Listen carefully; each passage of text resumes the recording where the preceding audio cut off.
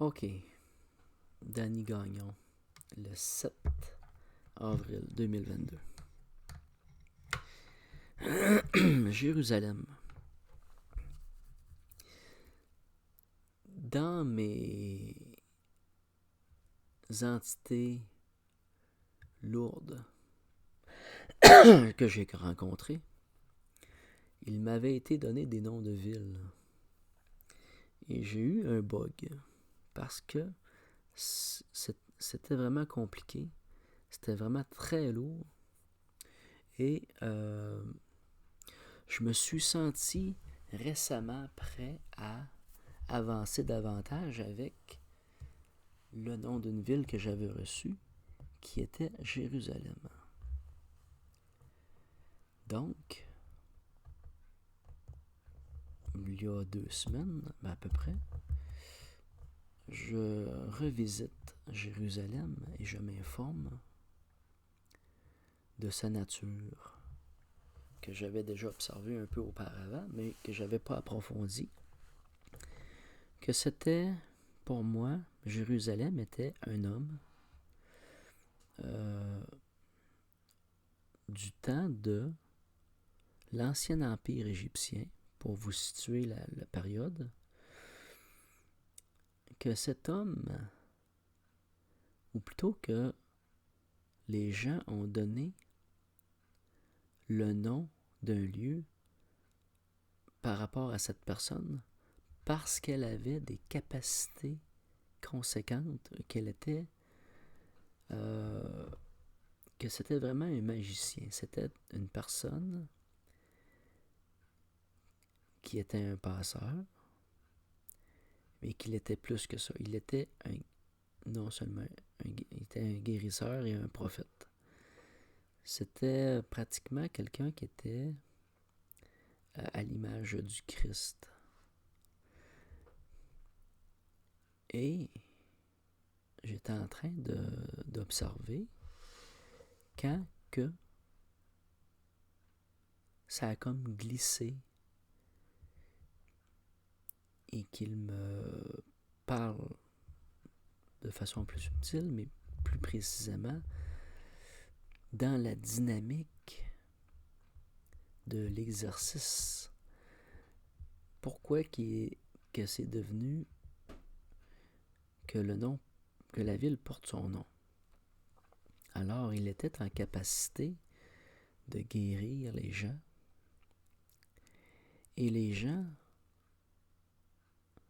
se sont mis à venir de loin pour rencontrer Jérusalem. Et Jérusalem est devenu un pèlerinage. Mais ce qui m'a été dit, c'est que pour les gens qui venaient de l'extérieur et qui arrivaient à moi, c'était bien souvent le chemin qui les avait guéris d'une certaine façon parce que ils n'avaient presque rien à faire. Que la destination n'était pas Jérusalem,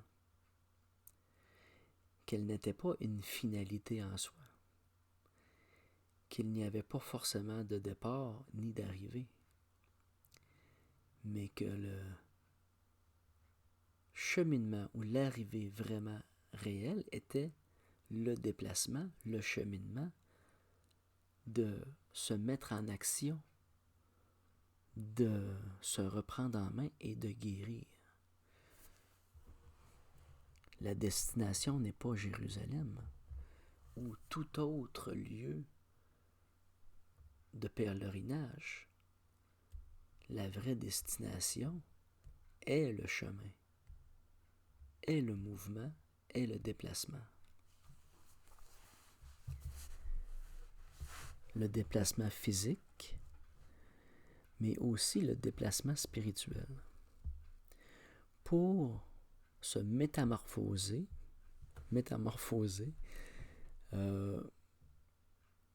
pour changer intérieurement, de telle sorte que finalement,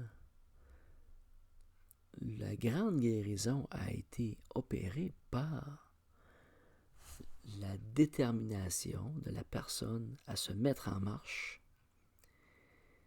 et de tout le chemin qu'elle a parcouru pour y arriver.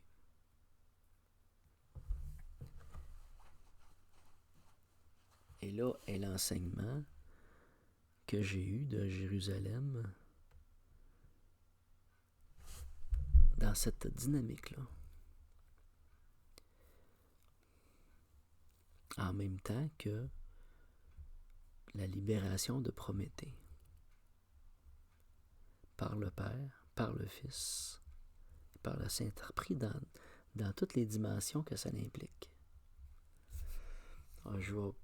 J'ai parlé tantôt par le Père, par le Fils, par le Saint-Esprit, mais j'ai oublié de mentionner que le Saint-Esprit est un peu comme la ficelle du cerf-volant, de l'homme cerf-volant, qui relie la terre et le ciel, et est aussi là, un peu l'exemple que j'avais donné sur la vidéo du corps abyssal au corps céleste, qu'on était comme une forme d'ampoule, et qu'il fallait retrouver le chemin de l'arc électrique entre le masculin sacré et le féminin sacré, et qu'on redevienne une lumière. Et c'est cet arc électrique-là qui est le chemin spirituel de la guérison. OK. Donc, pour Jérusalem, c'est sûr que les gens qui veulent faire le pèlerinage peuvent le faire s'ils le veulent. Parce que l'énergie de Jérusalem, d'ailleurs, pour Jérusalem, il y a 2 familles reliées directement à Jérusalem. G et Lem. La famille Lem était connaissante de la conscience des passeurs et de la nécromancie de la vie et de cette science nécromantique-là. Et c'est par la famille qu'il a hérité, il a été comme initié à cette forme de conscience-là des mondes subtils par héritage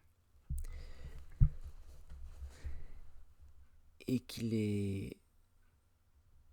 était apprécié de tous dans cette dynamique-là. Donc Jérusalem a hérité d'une culture et de dons familial conséquents aussi.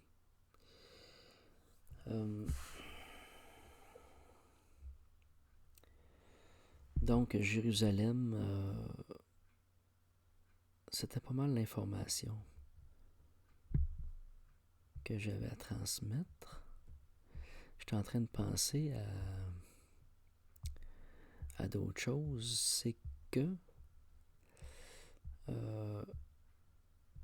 il est sur le point d'être totalement libéré. Ok, je viens de retrouver ce que je voulais dire, c'est que Jérusalem était conscient des mondes subtils et du rôle des passeurs, parce qu'il en était un lui-même, et que il a fait le choix, comme plusieurs entités, comme plusieurs êtres, de revenir sur Terre pour participer à une libération et à une circulation des énergies dans une certaine dynamique de l'enseignement du partage, de la paix, du féminin et du masculin sacré. Ok. Je vais me diriger tout de suite vers la vidéo de Éphèse. Parce que la partie du serpent noir, si on peut dire, c'est plus long. Puis je vais la faire plus demain. Donc, on se revoit tantôt.